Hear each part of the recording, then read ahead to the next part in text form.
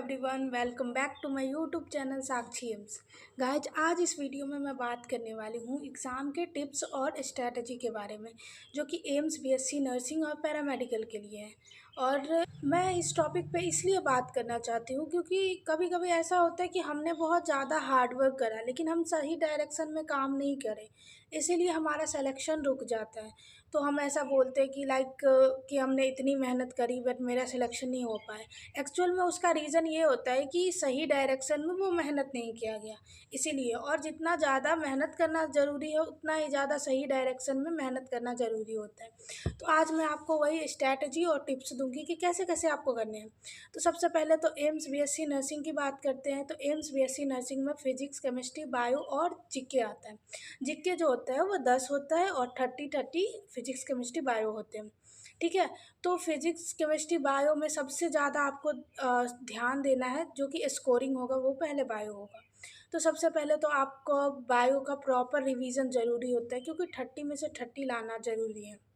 अगर सिलेक्शन चाहते हो तो 30 में से 30 लाना। मैंने ये चीज़ भी नोटिस करा है कि बच्चे फिजिक्स, केमिस्ट्री, बायो पे उतना ध्यान नहीं देते, लेकिन वो जीके के पीछे जाते रहते हैं कि मुझे जीके करना है, जीके बता दो कि कहाँ से आते हैं। वो 10 ही क्वेश्चन आते हैं। ठीक है। अगर आपने फिजिक्स, केमिस्ट्री, बायो अच्छे से कर लिया, 27 तक ला लिया तीनों में, तो आपका सिलेक्शन पक्का हो जाएगा। और जीके की बात रही तो जीके इतना टफ नहीं आता, इतना तो आता है कि आप 4 से 5 कर लोगे।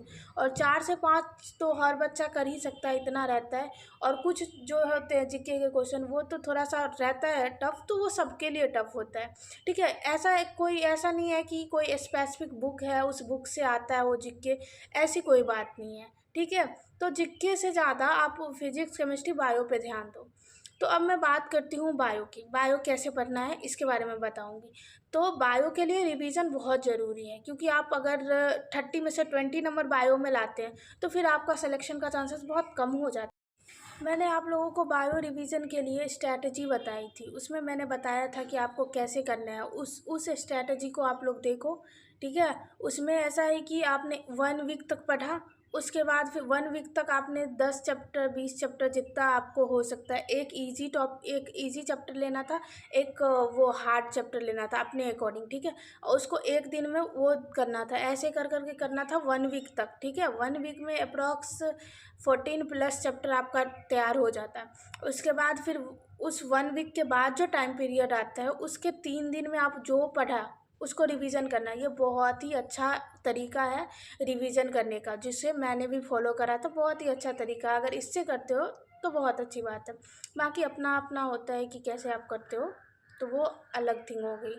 उसके बाद बात करते हैं हम कि इसको कब की। बायो का रिवीजन सुबह में कर सकते हैं। ठीक है। अगर आप सुबह सुबह बायो का रिवीजन कर ले, तो मानो आपने 3-4 चैप्टर पढ़ लिए, तो आपको कॉन्फिडेंस आ जाएगा। ठीक है। तो आप पूरे दिन मोटिवेटेड रहोगे, और फिर बाकी के जितने टाइम मिलते हो उसमें आप फिजिक्स, केमिस्ट्री कर लो, तो वो ज़्यादा अच्छा रहेगा। बाकी डिपेंड करता है कि आपको कब अच्छा लगता है। ठीक है। ये मेरे अकॉर्डिंग था। उसके बाद बात करते हैं केमिस्ट्री की। तो केमिस्ट्री में सबसे पहले फिजिकल में जो कुछ ऐसे चैप्टर है जिससे क्वेश्चन न्यूमेरिकल आते हैं, जैसे सॉलिड स्टेट हो गया, मोल हो गए, इस सब से आते हैं न्यूमेरिकल। उसके बाद कुछ ऐसे भी चैप्टर है जिससे थ्योरी आते हैं। ठीक है। तो थोड़ा मोड़ा थ्योरी भी देखना ज़रूरी होता है केमिस्ट्री में, तो वो आ जाते हैं। और इनऑर्गेनिक केमिस्ट्री से आ जाते हैं कुछ कुछ। और ऑर्गेनिक सबसे पहले, केमिस्ट्री में तो सबसे पहले ऑर्गेनिक करना है, उसके बाद ही इनऑर्गेनिक फिजिकल में जाना है।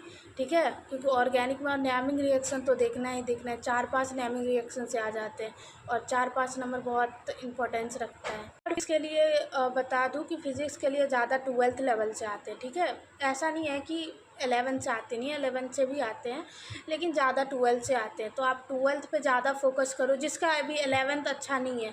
ठीक है। तो वो 12th पे फोकस करो। और अगर आप बायो में और केमिस्ट्री में फुल स्कोर कर लेते हो, full score in the sense कि लाइक 29 आप स्कोर कर लेते हो 30 में से, तो आपका सिलेक्शन हो सकता है। अगर फिजिक्स में आपने 12th लेवल का कर लिया, बाकी तो करना ज़रूरी है, दोनों करना ज़रूरी है, 11th और 12th का। अगर किसी का फिजिक्स नहीं हो पाता, जनरली बच्चों का नहीं हो पाता, तो आप इम्पोर्टेंट चैप्टर देखो, इम्पोर्टेंट चैप्टर के फिजिक्स कर लो, 12th पूरा करो, और 11th के कुछ इम्पोर्टेंट जो चैप्टर है वो कर लो।